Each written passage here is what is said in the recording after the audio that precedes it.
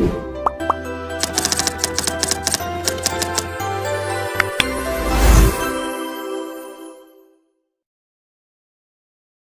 Alexander Brennan, I'm 27, and my own family tried to convince a room full of business titans that I was a broke, jobless failure, right up until the moment my face appeared on national television as a billionaire CEO. Before I tell you about the dead silence that fell over that steakhouse dinner, let me know where you're watching from in the comments below. It's always incredible to see how far these stories can travel. Alright, let's go back to that night. The air in the private dining room at Morton's was thick with the scent of money and grilled meat. It was the kind of place my father thrived in. Dark wood, leather chairs, and waiters who moved like ghosts. I, on the other hand, felt like I was wearing a costume even though I was in my own clothes. Dark jeans, a simple black turtleneck, and sturdy boots. Practical, comfortable, and, according to my father, a complete and utter embarrassment. He's just a warehouse worker, my father, Richard Brennan, was saying to his business partners. He said it with a casual, dismissive wave of his hand, as if swatting away a fly, or maybe swatting away me. The words were meant to be an apology for my very presence. My sister, Jessica, sitting beside him, added her own little jab. A smirk played on her perfectly glossed lips as she leaned toward the wife of one of the partners. "So embarrassing," she whispered, just loud enough for me and the man next to her to hear. It was a well-practiced performance of sisterly shame. I didn't say a word. I just took a slow sip of my water and smiled. Not a real smile, but one of those tight, polite ones you learn to perfect when you're the family disappointment. It was a shield. For years, it had been my only defense against their casual cruelty. They had no idea what was coming. I did. I had checked my watch just minutes before. It was 7:58 p.m. Any minute now. The conversation at the table droned on deals, mergers, the stock market. I was invisible, the black sheep son brought along out of some misplaced sense of familial duty, probably at my mother's insistence. My role was simple. Sit down, shut up, and don't remind anyone that I didn't belong in their world of corporate success. Then it happened. A waiter quietly turned on the large flat-screen TV mounted on the wall, switching it to the Bloomberg Financial News Network, just as my father had requested. He liked to have it on as background noise, a symbol of the world he belonged to. The anchor on screen finished a segment about market trends. Then she smiled warmly at the camera. "And now for our Innovator Spotlight," she announced, her voice crisp and clear, cutting through the low murmur of the room. "Tonight, we're meeting the man who is quietly revolutionizing one of the world's oldest industries. He's been called the ghost in the machine of modern logistics." My father grunted, barely paying attention. Jessica was scrolling through her phone, probably checking likes on her latest post. The anchor continued. He turned down a guaranteed future on Wall Street to get his hands dirty, and in doing so, built a silent empire. A picture of a massive, state-of-the-art warehouse filled the screen. My warehouse, my systems, my empire. My heart started to pound, a slow, heavy drum against my ribs. "Tonight," the anchor declared, her voice filled with admiration, "we meet the tech world's newest billion-dollar CEO, the founder of the game-changing flow state systems."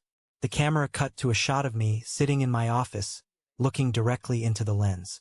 The chiron at the bottom of the screen was simple, brutal, and beautiful. Said my name, Alexander Brennan. The story doesn't start there, though. To understand the silence that followed, the looks of pure, unadulterated shock, you have to understand the years of noise that came before it. It all started 5 years ago in a different kind of expensive room, the dean's office at Columbia Business School. I was supposed to be there to discuss my second-year internship prospects. I already had offers lining up, the kind my father bragged about at his country club, Goldman Sachs, JP Morgan. It was the finish line of a race I'd been running my whole life, a race designed by my parents. Instead, I was there to drop out. "You're doing what?" My father's voice on the other end of the phone was dangerously quiet. I had called him right after the meeting, figuring it was better to rip the Band-Aid off quickly. "I'm leaving the program, Dad. I'm starting a company." I could hear him breathing, A long, slow hiss of disbelief. Let me get this straight. You are walking away from an MBA from Columbia. You are turning your back on a guaranteed six-figure salary. A career path that I have spent years helping you build. You're throwing away the entire college fund we saved for you. For what? A fantasy? It's not a fantasy, I said, trying to keep my voice steady. It's a software company. It's going to solve real-world problems in supply chain management. Supply chain. He practically spat the words. You want to work with trucks and boxes? We didn't raise you to be a glorified delivery boy, Alex. We raised you to be a leader, a financier, someone who works with their mind, not their hands. This is working with my mind, Dad. It's complex. It's about data, about efficiency. It's about warehouses, Alexander. It's a blue-collar world. It is beneath you. It is beneath this family. That was the core of it. To him, leadership meant a corner office on the 50th floor, not a dusty warehouse floor. It meant a title, a pedigree, a certain kind of suit. My idea, born from a summer job I'd taken in college to get some real-world experience, was messy. It was practical. It was, in his eyes, a step backward. When I got home that night, the family was waiting for me. It felt like an ambush, an intervention for a crime I hadn't yet committed. My mother was teary-eyed, twisting a handkerchief in her hands. My father was rigid with fury, standing by the fireplace like a judge. And Jessica looked smug. She was in her final year of law school, the golden child, following the pre-approved path to success. My deviation was just another confirmation of her superiority. How could you do this to us? My mother whispered. Think of our reputation. What will people say? What will I tell the ladies at the club? Maybe you can tell them I had the guts to build something myself, I countered, my own anger starting to simmer. Or maybe they'll say you failed, Jessica chimed in, filing her nails with a detached air. That you couldn't handle the pressure of real business school. That's what I'd think. That night, my father laid down the law. You do this, you're on your own. Don't come asking me for a dime. When this little project of yours inevitably fails, don't expect me to bail you out. You'll have to find your own way to pay back every penny of that college fund you've wasted. Consider it a loan with interest. He said it with a cruel certainty, as if he was already looking forward to my failure.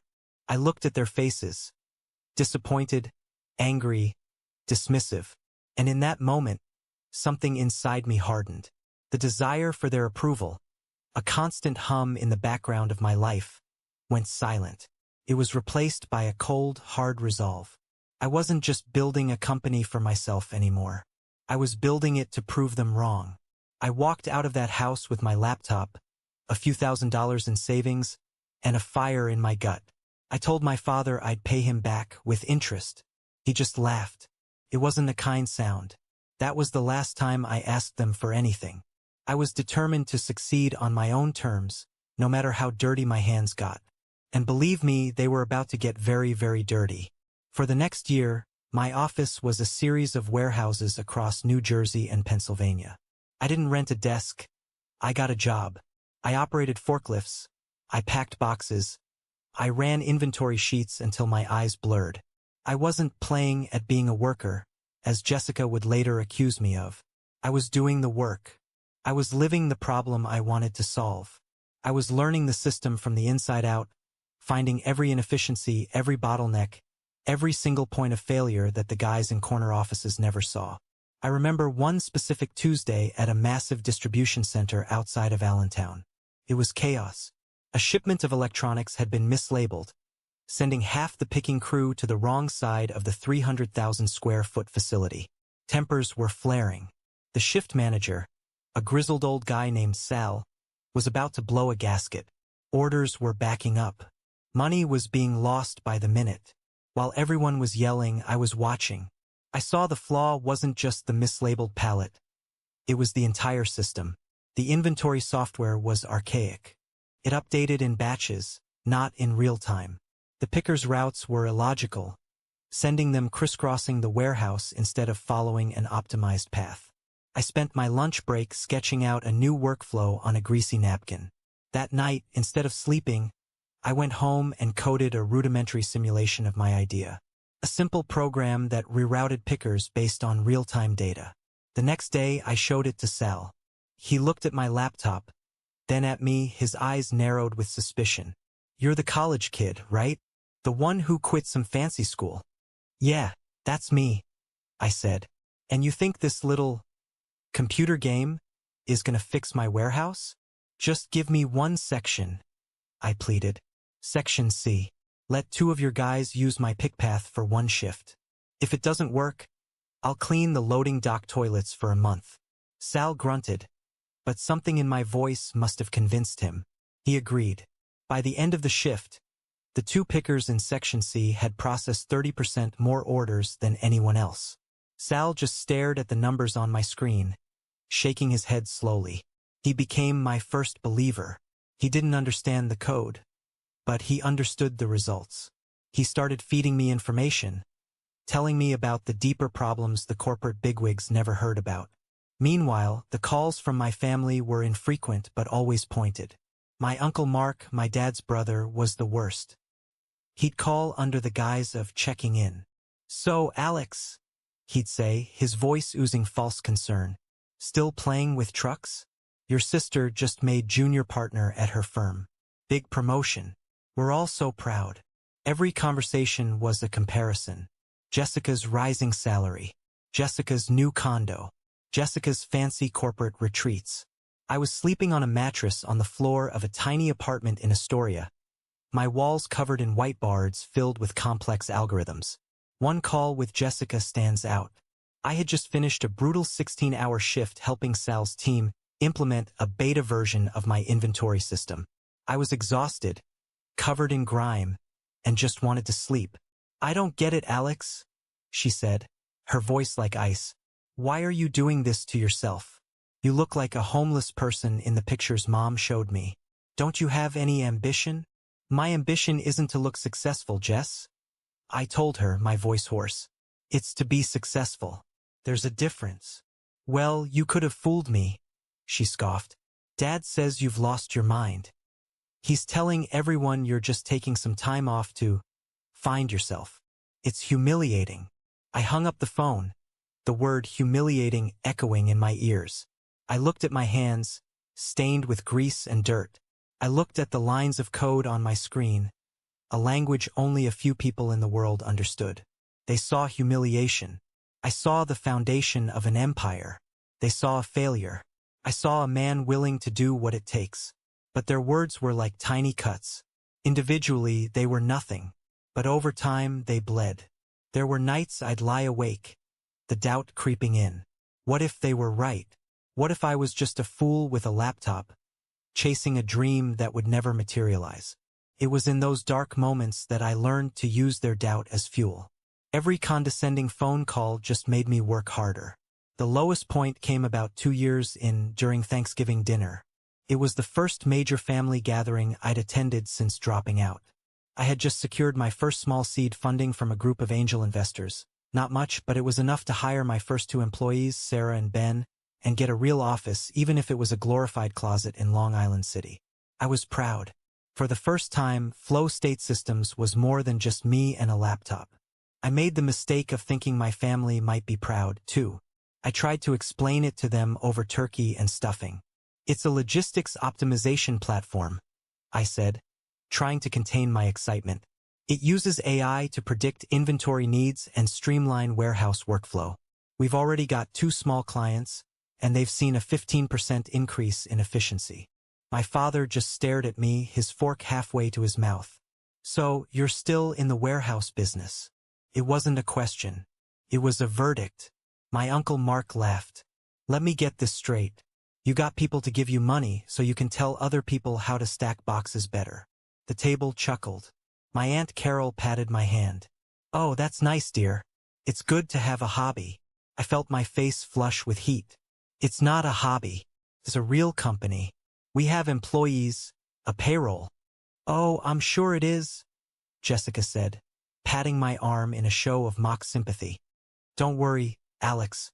Everyone is entitled to their little passion projects." The conversation moved on. leaving me feeling like a child who had just shown his parents a macaroni necklace and expected them to frame it. Then my father stood up, glass in hand. "I'd like to make a toast," he announced, his voice booming. "To my daughter, Jessica. Just got a massive promotion to Senior Director of Marketing. A real job with a real salary and a real future. Her bonus this year is more than most people make in 5. We are so proud of you." Everyone cheered. They clinked glasses. They congratulated her. My Uncle Mark slapped my father on the back. "You raised a winner there, Richard." I just sat there, invisible again. I looked across the table at Jessica. She caught my eye and gave me a tiny, pitying smile. It was worse than any insult. It was the smile of someone who had won a race she didn't even know I was running. It was the smile of someone who was sure I was a lost cause. That was the night I stopped trying. I stopped explaining. I stopped seeking their approval. I realized that their validation was a cage, and the only way to be free was to stop rattling the bars.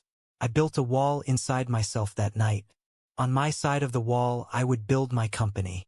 On their side, they could have their opinions. The two would never have to meet. So when my mother called me 3 years later, a few weeks before the Mortons' dinner, her voice laced with that familiar, gentle guilt, I almost said no. "Your father is hosting his most important clients," she'd said.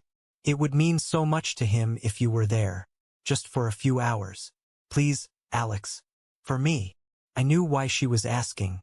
It was about appearances, the perfect family.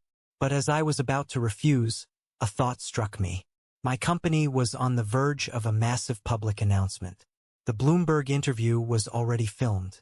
The new valuation was locked in. Maybe it was time for the two sides of my wall to finally meet. "Okay, Mom," I said, a strange calmness settling over me. "I'll be there." I didn't go to that dinner seeking their approval anymore.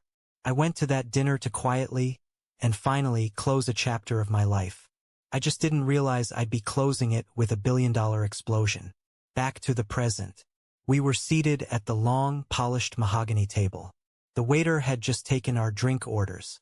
I felt a dozen pairs of eyes on me, the curious, assessing glances of my father's world. They saw my simple, dark clothes so different from their tailored suits and silk dresses, and they made their calculations. My father, ever the showman, decided to address the elephant in the room, me. "Everyone, this is my son, Alex," he said, the words heavy with forced politeness. He's between opportunities right now, taking some time to figure things out." I didn't flinch. I just offered a small, neutral smile. "Actually," I said, my voice calm and even, "I run a logistics software company." He waved his hand dismissively, just as he had on the phone all those years ago. Yes, he works at warehouses. Fascinating stuff. We're hoping he'll transition to something more professional soon." A man named Robert Vance, one of my father's biggest clients, looked at me with a flicker of interest. He seemed like a decent guy, sharp and inquisitive. Another man, a corporate lawyer named David Chun, also tilted his head slightly, a thoughtful expression on his face. But before either could speak, Jessica leaned in. "Don't mind Alex," she said with a stage whisper that carried across the table. "He's in his building character phase. Has been for about 5 years now." The laughter was polite, but it still felt like a punch to the gut.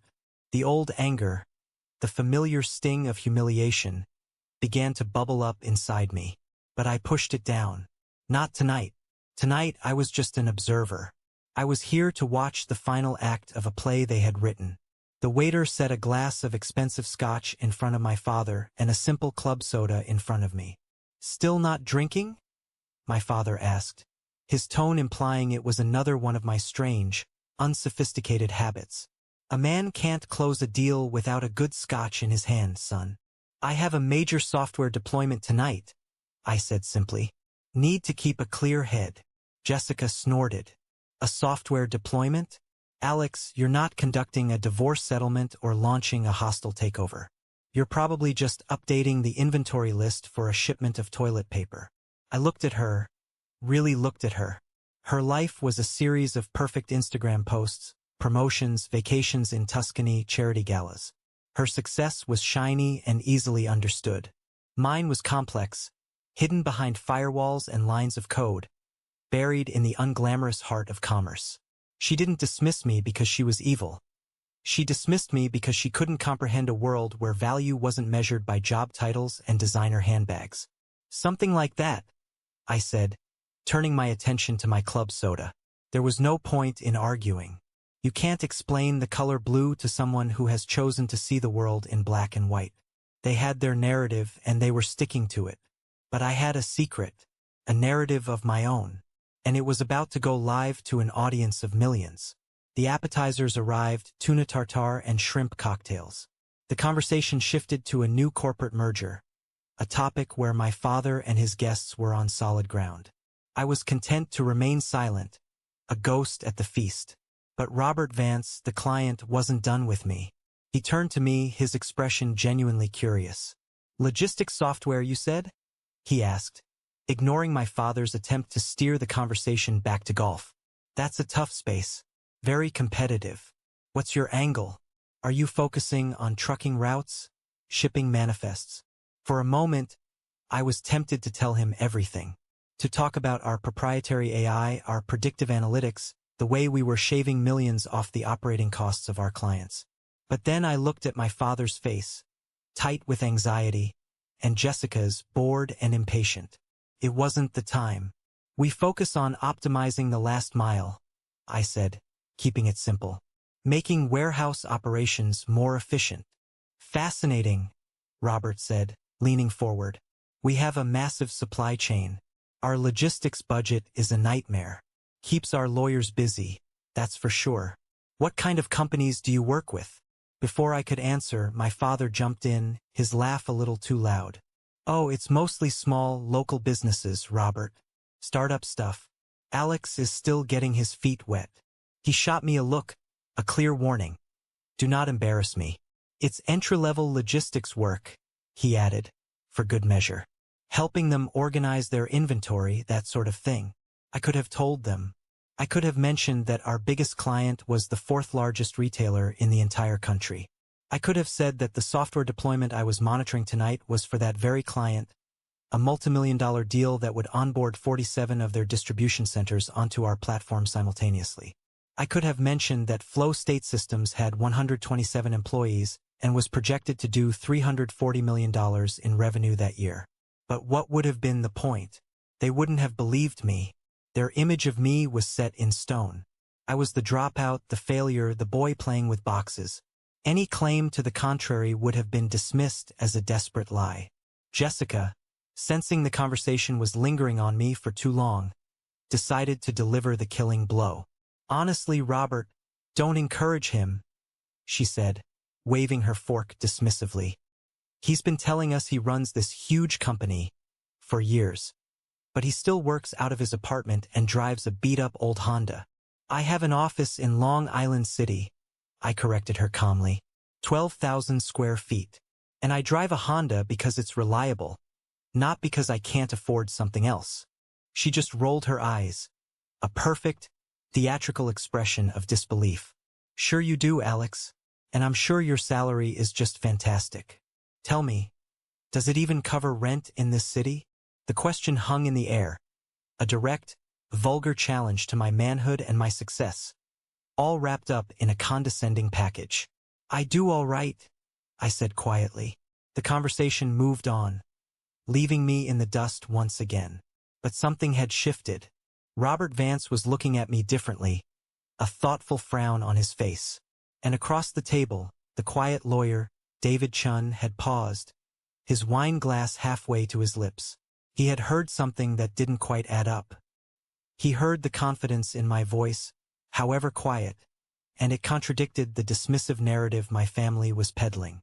The first crack in my family's perfect facade had appeared.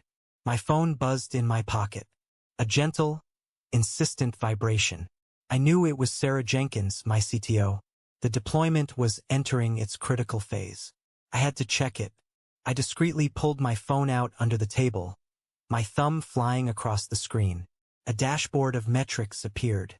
Server loads, data migration progress, error rates. Everything was green. So far, so good. Alexander. My father's voice was sharp, cutting through my concentration like a whip crack. Put that phone away. You are at a professional dinner.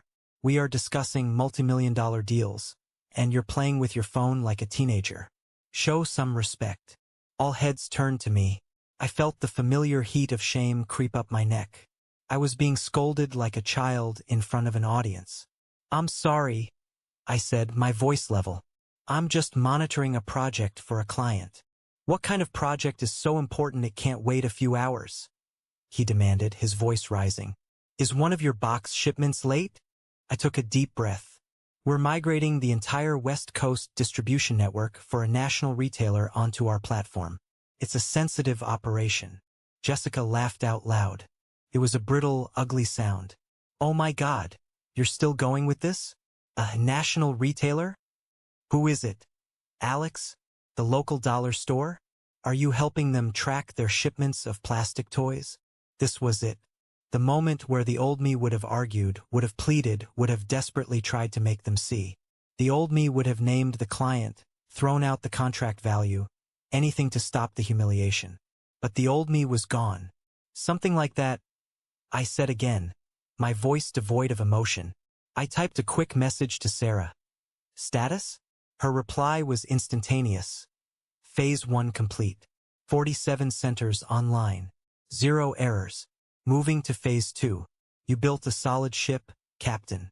A wave of relief and pride washed over me. My team was incredible, but my father wasn't done. This is exactly what I'm talking about, he said, addressing the table at large. A complete lack of professionalism. No real job, no respect. It's a constant source of worry. It was at that moment that the lawyer David Chen finally spoke. He hadn't said much all evening, but his voice was clear and precise. Excuse me, Richard, he said, his eyes on me. What did you say the name of your company was? I was surprised by the direct question. Flow State Systems, I replied. David Chen's eyebrows shot up. A flicker of recognition crossed his face. He looked at me, then at my father, and then back at me. The gears were turning in his head. Flow state, he murmured to himself. He pulled out his own phone, his fingers beginning to tap on the screen. I saw the shift.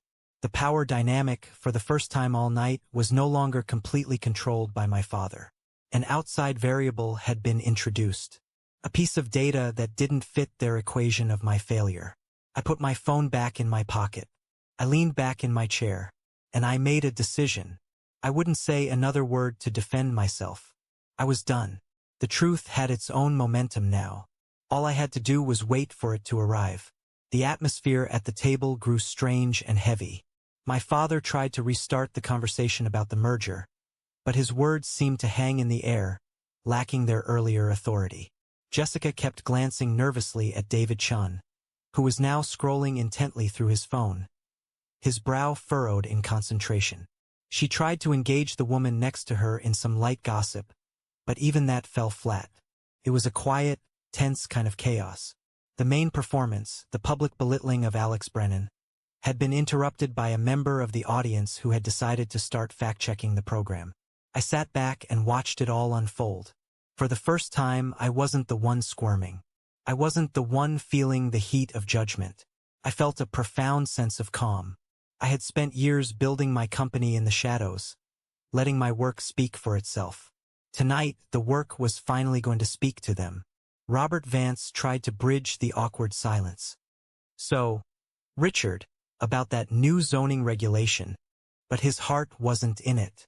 His eyes, like everyone else's, kept darting towards David Chen and his phone. Whatever the lawyer was looking for, it was clearly more interesting than zoning laws. I saw David's eyes widen slightly. He scrolled back up, read something again, and then slowly shook his head in disbelief. He had found something. My father, sensing he was losing his audience, doubled down. As I was saying, he said, his voice a little too loud, it's all about having a solid, traditional career path. Something stable. A good salary, a pension plan. Not these flights of fancy.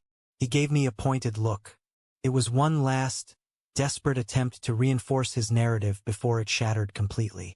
He was trying to convince them, and maybe himself, that he was right, that I was the failure he needed me to be. Across the room, the waiter who had turned on the TV earlier reappeared. He picked up the remote, his movements crisp and professional. The Bloomberg network was heading into its top-of-the-hour primetime slot. The volume went up a notch, filling the silence that had fallen over our table. I knew the schedule. The Innovator's Spotlight was the lead story. My heart began to beat a little faster. The fuse had been lit. Now all I had to do was wait for the explosion. It was coming. I could feel it in the charged air of the room. The silence wasn't empty. It was full of anticipation. And David Chun was about to light the match. David Chun looked up from his phone. He took off his glasses, polished them slowly with a napkin, and put them back on. The small, deliberate actions drew every eye in the room. He looked directly at me, then at my father. The entire table fell silent.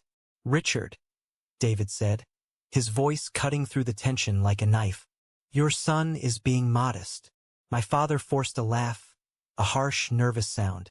"Modest? David, the boy thinks running a delivery app is the next big thing. He's—" "Flow state systems," David interrupted, his voice firm. He wasn't talking to my father anymore. He was addressing the room. "They're the leading platform for warehouse automation and supply chain optimization. They're not a startup, Richard. They're the market leader." A collective, sharp intake of breath seemed to circle the table. Jessica's face had gone pale. I saw her hand tremble as she reached for her water glass. David continued, his eyes fixed on his phone screen. "I'm looking at an article in Forbes right now. The quiet giant revolutionizing logistics. It's about your son's company." He looked up. "It says Flow State did $340 million in revenue last year. $340 million. The number just hung there in the air. It was an impossible, absurd figure that didn't compute with the image of the warehouse worker my father had so carefully crafted. My father stared at David, his mouth slightly agape. That's a typo. It must be 340,000. Maybe." "I don't think so," David said, scrolling further. He let out a low whistle. "And it says here they've raised significant venture capital." He looked at me, a question in his eyes. I decided to answer. It was time. "Series A was $12 million from Lightspeed Venture Partners," I said, my voice quiet but clear in the silent room. "Series B was $45 million from Sequoia Capital." The names landed like bombs. Sequoia Capital. In the world of business and tech, that name was royalty. It was the ultimate stamp of approval. It meant you weren't just a company. You were a phenomenon. It was a name my father and everyone at this table knew and revered. Robert Vance looked as if he'd been struck by lightning. "Sequoia? You're backed by Sequoia." I just nodded. Jessica looked from me to her father, her eyes wide with confusion and a dawning horror. "What is he talking about, Dad? This is a joke, right? This is some kind of stupid, elaborate joke." But it wasn't a joke. And the punchline was just about to be delivered. Not by me, but by the anchorwoman on the television screen right behind my father's head. The introductory music for the next segment began to swell. Just as Jessica's frantic question hung in the electrified air, the familiar, upbeat theme music of the Innovator's Spotlight began to play from the television. Everyone's head swiveled towards the screen, as if pulled by an invisible string. The anchor appeared, smiling. "If you've ever ordered a package online," she began, her voice resonating with authority, "chances are you've been touched by the work of our next guest, though you've probably never heard his name." A slickly produced montage began to play. Footage of massive, humming warehouses, fleets of delivery trucks, and complex graphics showing data streams flowing across a map of the United States. It was my company's promotional reel, the one we showed to major investors. I recognized the footage from our Nevada facility. My father was frozen, his steak knife held motionless over his plate. Jessica's hand was clamped over her mouth, her perfectly manicured nails digging into her cheek. Her eyes were wide, darting from the screen to my face and back again, unable to process what she was seeing. He's the man who built the invisible engine behind e-commerce. The anchor's voiceover continued, the founder of a company that has quietly become one of the most essential and most valuable players in the global supply chain. The montage ended and the screen cut to a shot of me.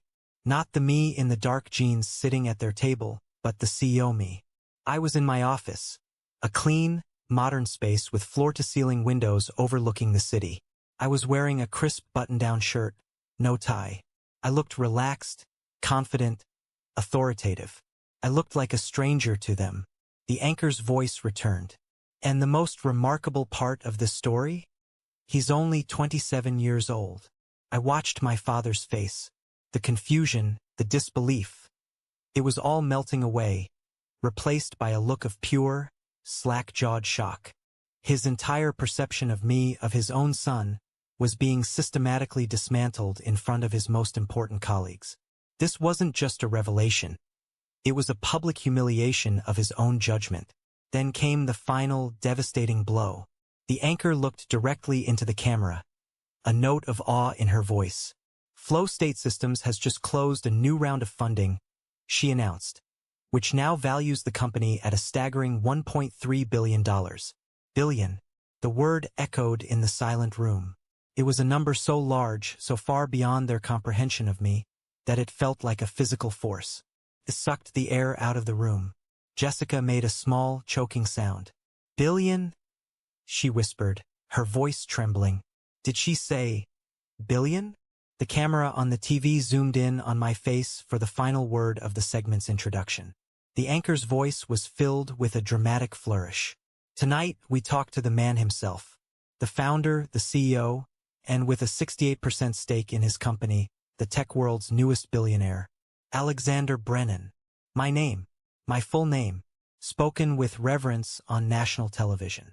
The silence that followed was absolute. It was heavier and more profound than any shouting match we'd ever had. It was the sound of a world being turned completely upside down.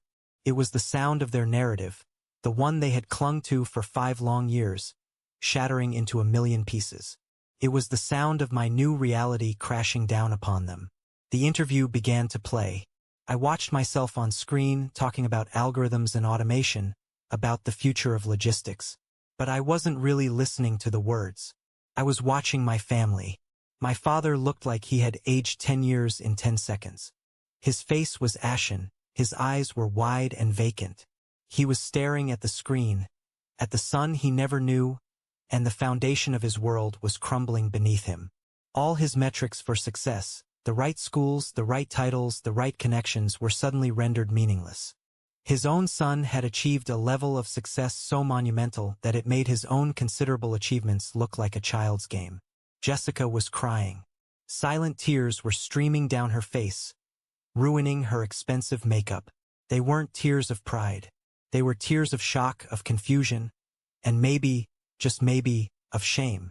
The brother she had pitted, the one she had mocked as an embarrassing failure, was so far beyond her league that she couldn't even comprehend the distance.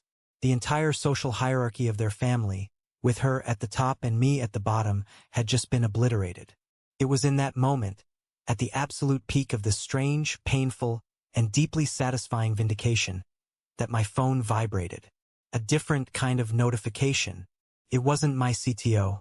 It was my father's.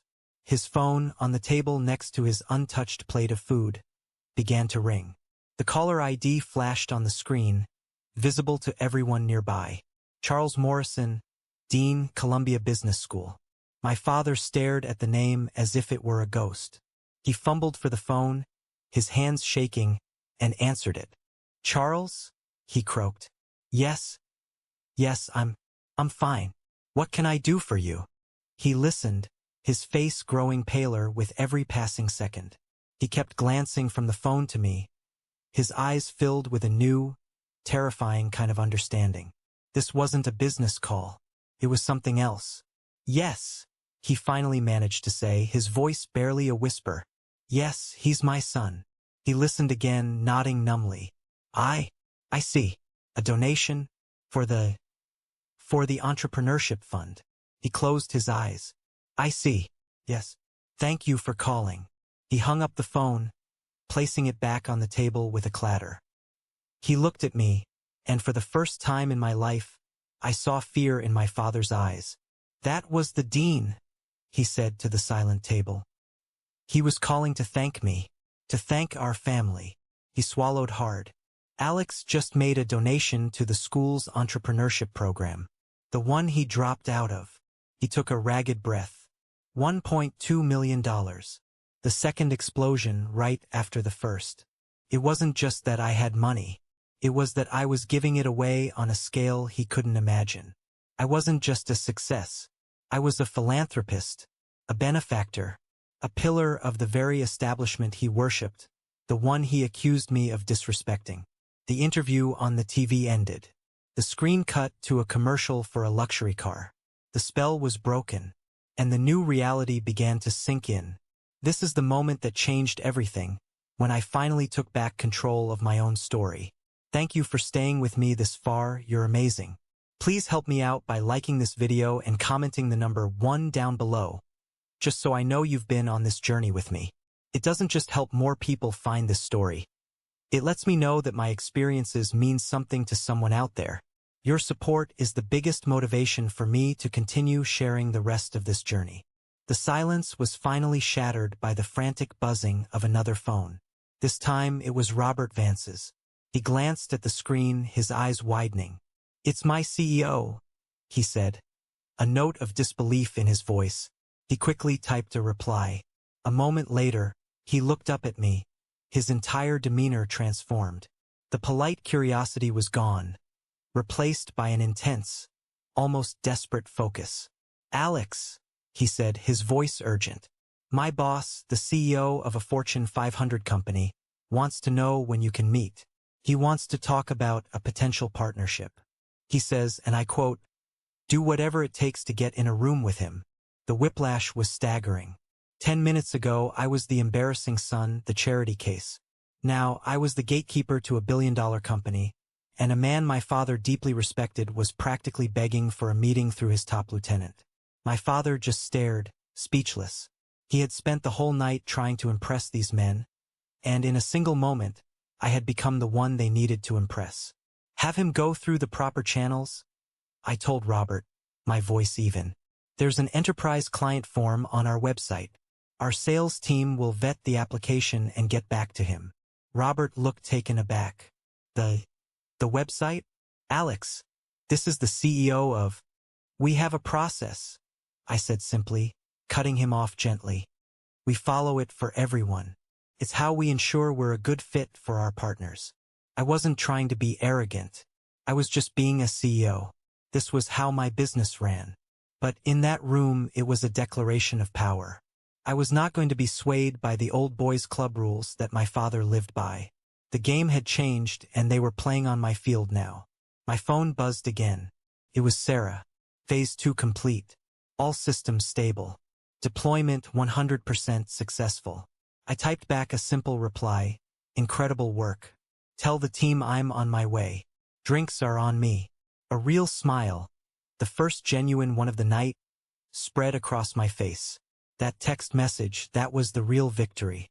The successful deployment. The work itself.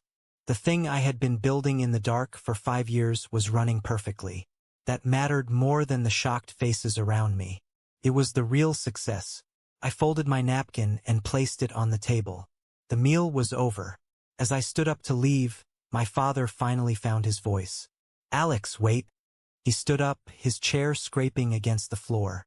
Jessica rose with him, her face tear-streaked and blotchy.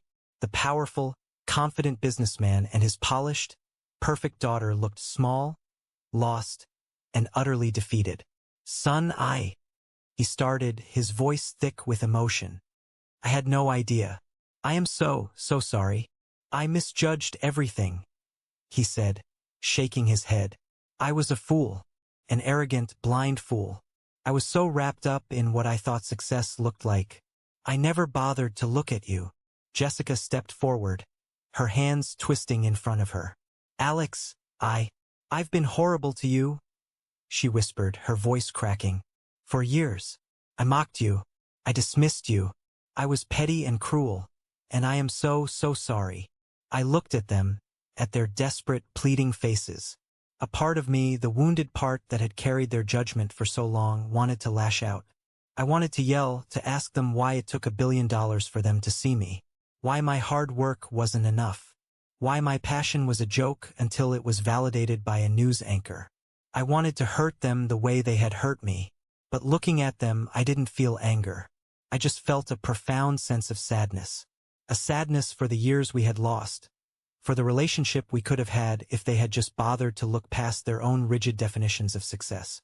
I took a deep breath. I don't need an apology, I said, and their faces fell. I just need you to understand. I looked my father in the eye. You didn't misjudge my company, Dad. You misjudged me. You decided I was a failure the day I walked out of Columbia because I didn't fit into the box you built for me. I turned to Jessica. And you weren't horrible to me because you thought I was a failure. You were horrible to me because the idea that I might succeed on my own terms, in a way you didn't understand, was threatening to you. I accept your apologies, I said, my voice softening slightly. But things have to change. I'm not that kid you can dismiss at the dinner table anymore. I'm not going to fight for your approval. You either see me for who I am, or you don't. With that, I turned and walked out of the private dining room, leaving them standing there in the wreckage of their own making. I didn't look back. I had a team to celebrate with. I had a future to build. A few weeks passed. The dust began to settle. The story of the Mortons' dinner became a strange, surreal memory. My life, however, had never been more real. I didn't celebrate my success at some Michelin star restaurant.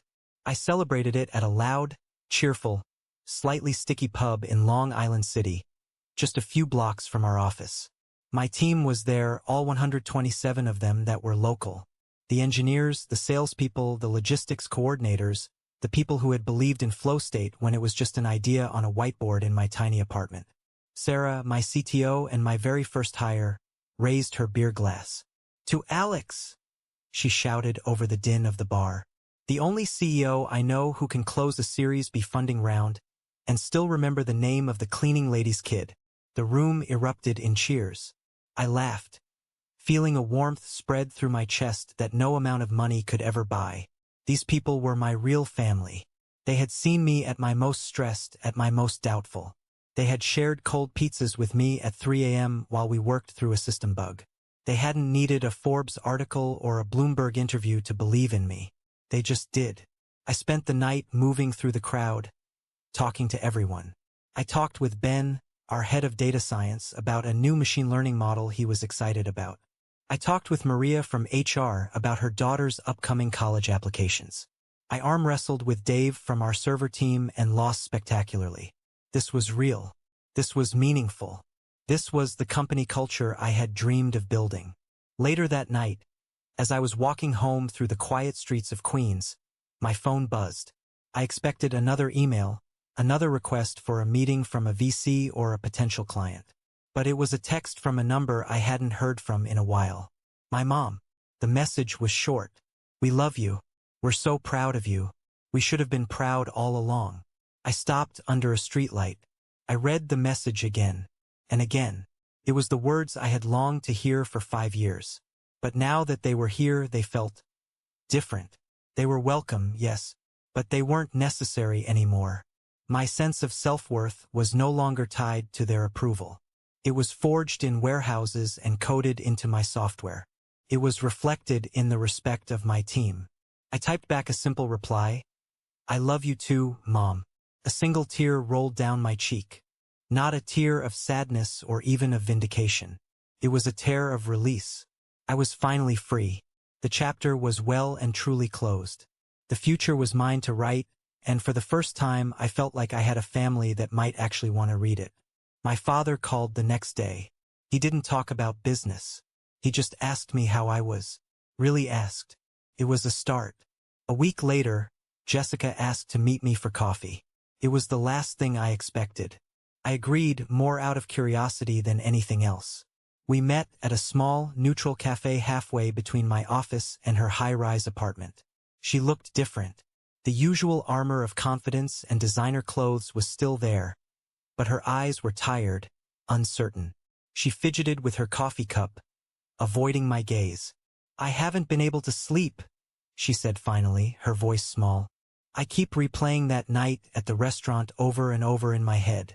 The things I said, the way I looked at you." I just waited, sipping my coffee. I wasn't going to make this easy for her, but I was willing to listen. "I need you to know," she said, finally looking at me. "It wasn't just about the money or the success.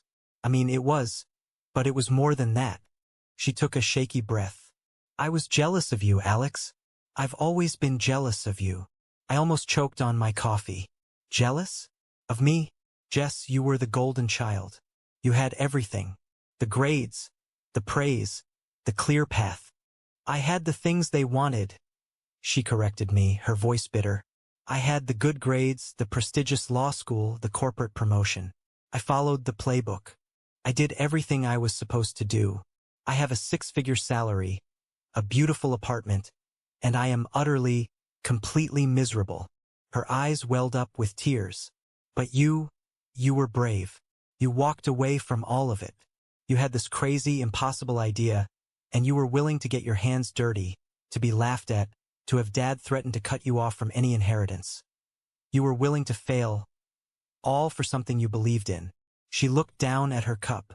"I've never believed in anything that much. Not in my job. Not in my life. I've just been checking boxes, collecting trophies that Mom and Dad wanted for their shelf. And when I saw you on that screen, I didn't just see a billionaire. I saw someone who was free, and I hated you for it, because I was trapped." Her confession hit me harder than any of her insults ever had. For the first time, I didn't see my sister, the antagonist. I saw a person, just as lost and insecure as I had been, just hiding it better behind a wall of achievement. My fight had been against their expectations. Her tragedy was that she had met them. My anger towards her, the resentment I had held for so long, simply evaporated. It was replaced by a quiet, aching sense of pity. "You're not trapped, Jess," I said softly. "It's never too late to write your own playbook." She looked up, a flicker of something, maybe hope, in her eyes. We sat in silence for a while after that.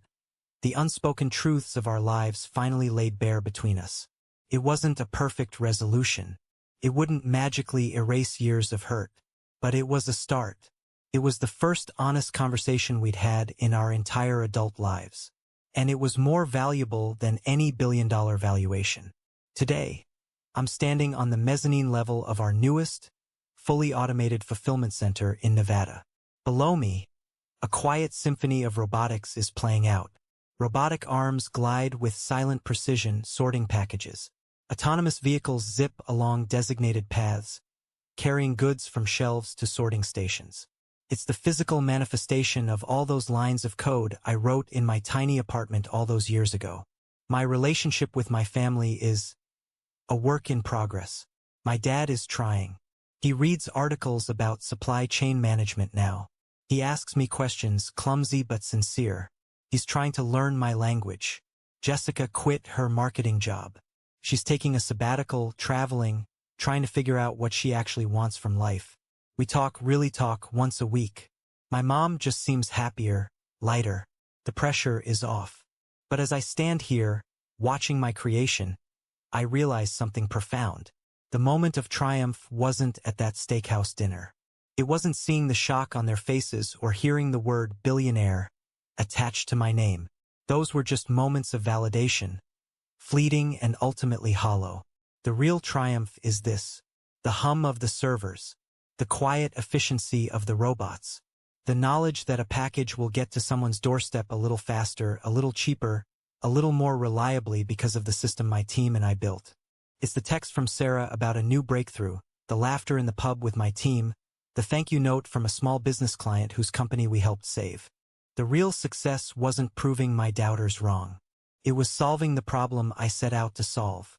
It was the work itself. That was the real victory. And the truth is, I'd known it all along, even when nobody else did. Thank you for listening to my story. I hope it resonated with you in some way.